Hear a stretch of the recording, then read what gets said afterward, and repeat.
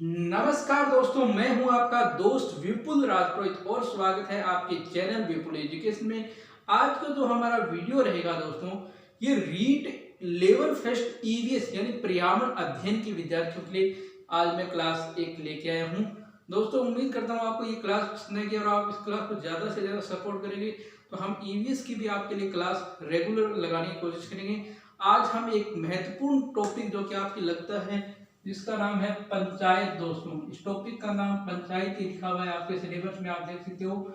Unit number 3 है शायद। Unit number 3 में जो सार्वजनिक संस्थाएं हैं उसके अंदर एक टॉपिक है पंचायत।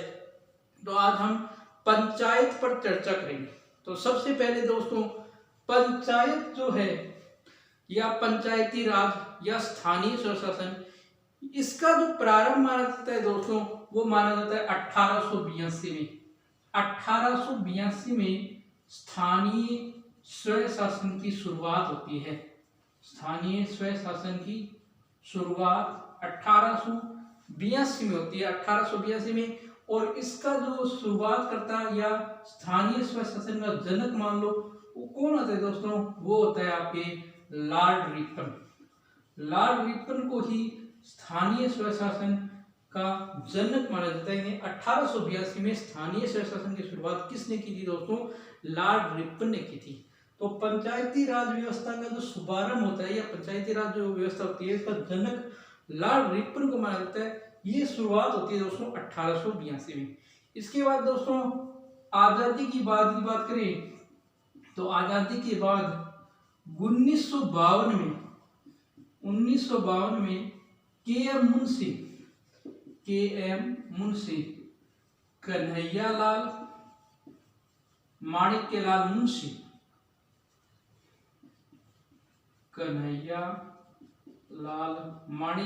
मुंशी, इनका पूरा नाम है माणिक्यलाल मुंशी की अध्यक्षता में एक कार्यक्रम बनाया जाता है जिसका नाम होता है सामुदायिक विकास कार्यक्रम। सामुदायिक विकास कार्यक्रम गठित किया जाता है दोस्तों। सामुदायिक विकास कार्यक्रम यानी कन्हैयालाल माणिक्यलाल मुंशी की अध्यक्षता में एक कार्यक्रम गठित किया जाता है 1952 में, सामुदायिक विकास कार्यक्रम। लेकिन दोस्तों ये कार्यक्रम जो होता है असफल हो जाता है। ये स्थानीय स्वशासन के प्रयास हैं, स्थानीय स्वशासन की कड़ी चल रही है। सबसे पहले 1882 में लॉर्ड रिपन शुरुआत करता है, फिर आजादी के बाद में 52 में के एम मुंशी इसी स्थानीय स्वशासन को आगे बढ़ाने के लिए एक कार्यक्रम लेके आते हैं, सामुदायिक विकास कार्यक्रम, जो केंद्र सरकार का कार्यक्रम था। लेकिन दोस्तों ये कार्यक्रम असफल हो जाता है। इसी कार्यक्रम की जांच के लिए कि ये कार्यक्रम असफल क्यों हुआ, एक समिति बनी दोस्तों 1957 में, और इस समिति का नाम था बलवंत राय मेहता समिति। समिति का नाम था बलवंत राय मेहता समिति। इसकी जांच के लिए गठित हुई थी बलवंत राय मेहता समिति। यानी इसकी जांच के लिए 1957 में एक कमेटी बनी जिसका नाम था बलवंत राय मेहता समिति। अब इस समिति ने नवंबर 1957 में अपनी रिपोर्ट प्रस्तुत की। यानी 1957 में इसने अपनी रिपोर्ट बनाकर प्रस्तुत कर दी और इसने त्रिस्तरीय पंचायती राज की मांग की। इसने कहा कि अगर आपको लोकतांत्रिक विकेंद्रीकरण या स्थानीय स्वशासन को संचालित करना है तो आप त्रिस्तरीय पंचायती राज बनाइए। यानी 3 स्तर जो है पंचायती राज की इसने मांग कर दी। अब दोस्तों इसके बाद क्या होता है, इसके तुरंत 2 साल बाद 2 अक्टूबर, बहुत इंपॉर्टेंट डेट है आपको याद रखनी है, 2 अक्टूबर 1959 को हमारे ही राज्य राजस्थान के नागौर जिले में और गांव था बगदरी में पंचायती राज व्यवस्था का उद्घाटन होता है। यानी पंचायती राज व्यवस्था का श्री गणेश होता है। व्यवस्था का श्री गणेश, पंचायती राज व्यवस्था का श्री गणेश होता है 2 अक्टूबर 1959 को राजस्थान के नागौर जिले के बगदरी गांव में। और उद्घाटन कौन करते हैं? उस समय के तत्काल प्रधानमंत्री पंडित जवाहरलाल नेहरू। अब दोस्तों उस समय पीएम थे पंडित जवाहरलाल नेहरू, तो राजस्थान के सीएम थे मोहनलाल सुखाड़िया। और राजस्थान के पंचायती राज मंत्री थे दोस्तों नाथूराम मिर्जा। पंचायती राज मंत्री थे नाथूराम मिर्धा। तो ये तीनों फैक्ट्स जो है आपको ध्यान रखने हैं। क्वेश्चन आ भी सकता है कि 2 अक्टूबर 1959 को जब पंचायती राज व्यवस्था का उद्घाटन हुआ था, उस समय राजस्थान के मुख्यमंत्री कौन थे? मोहनलाल सुगाड़िया। और राजस्थान की पंचायती राज मंत्री कौन थे? नाथूराम मिर्धा। और उस समय उद्घाटनकर्ता कौन थे? पंडित जवाहरलाल नेहरू। अब दोस्तों अगली कड़ी चलती है 2 अक्टूबर से 11 अक्टूबर। 9 दिन बाद ही आंध्र प्रदेश राज्य के शहादनगर में पंचायती राज व्यवस्था का दोबारा उद्घाटन होता है। और पंचायती राज व्यवस्था का उद्घाटन होता है। और आंध्र प्रदेश प्रथम राज्य था पंचायती राज व्यवस्था लागू करने वाला। प्रथम राज्य संपूर्ण पंचायती राज, संपूर्ण राज्य में, यानी इसके पूरे राज्य में पंचायती राज व्यवस्था 11 अक्टूबर को लग चुकी थी। जबकि राजस्थान में पंचायती राज व्यवस्था जो शुरुआत हुई थी वो नागौर में हुई थी, ये पूरे राज्य में नहीं थी। अगर क्वेश्चन आ जाए कि पहली बार पंचायती राज व्यवस्था का उद्घाटन कहाँ हुआ, तो था 2 अक्टूबर 1959 को राजस्थान। और संपूर्ण राज्य में लागू करने वाला था तो वो था दोस्तों आपके कौन सा? आंध्र प्रदेश। आगे दोस्तों इसकी चर्चा करते हैं हम। आगे इसकी थोड़ी सी चर्चा और है।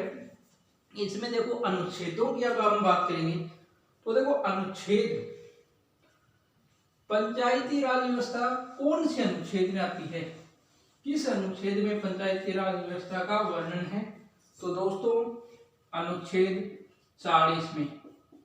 अनुच्छेद 40 में पंचायतों का गठन राज्य करेगा, ये बात लिखी हुई है, राज्य करेगा। और दोस्तों ये जो अनुच्छेद 40 है ये भाग 4 में है और वो भाग है राज्य के नीति निर्देशक तत्वों में।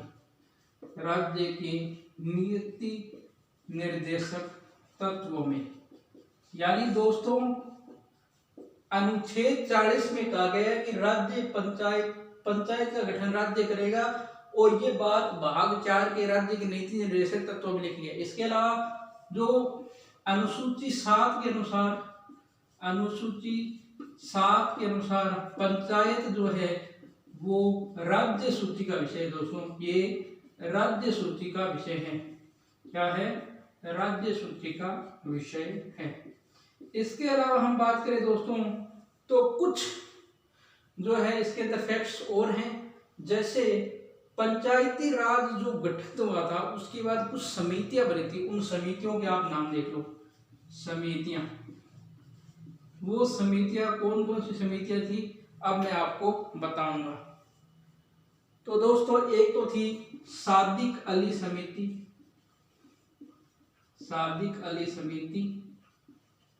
इसके अलावा एक थी आपके अशोक मेहता समिति। कुछ प्रमुख समितियां बता रहा हूं।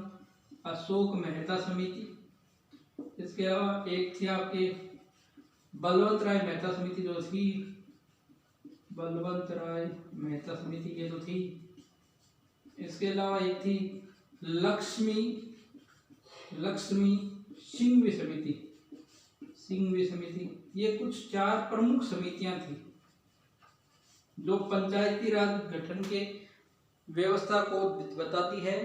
इसमें से जो आपके ये है सादिक अली समिति ये तो 64 में बनी थी, और अशोक मेहता समिति जो कि द्विस्तरीय पंचायती राज की मांग करती है 77 में बनी थी। और इसके अलावा ये बनी थी 1957 में। और लक्ष्मी सिंघवी समिति जो बनी थी वो बनी थी आपके 86 में ये समिति बनती है। तो ये कुछ प्रमुख समितियां हैं जिनको आपको ध्यान रखना है। सादिक अली समिति 64 में, अशोक मेहता समिति 77 में, बलवंत राय मेहता समिति 57 में और लक्ष्मी सिंघवी 86 में। इसके अलावा हम बात करें राजीव गांधी सरकार ने 64वां और 65वां संविधान संशोधन विधेयक लाया था। संविधान संशोधन विधेयक लाए थे सर। इस पंचायती राज को संवैधानिक ढांचा देने के लिए, पंचायती राज को संवैधानिक ढांचा देने के लिए, संवैधानिक ढांचा देने के लिए, लेकिन दोस्तों वो पारित नहीं हो पाए, पारित नहीं हो पाया था। लेकिन 3 फैक्ट्स अब आपको यहां बता रहा हूं। अगर पूछे पंचायती राज का जनक, सीधा ही पूछे पंचायती राज का जनक तो आएगा रिपन। अगर पूछे भारत में पंचायती राज का जनक, पंचायती राज का जनक तो दोस्तों आएगा बलवंत राय मेहता, बलवंत राय मेहता।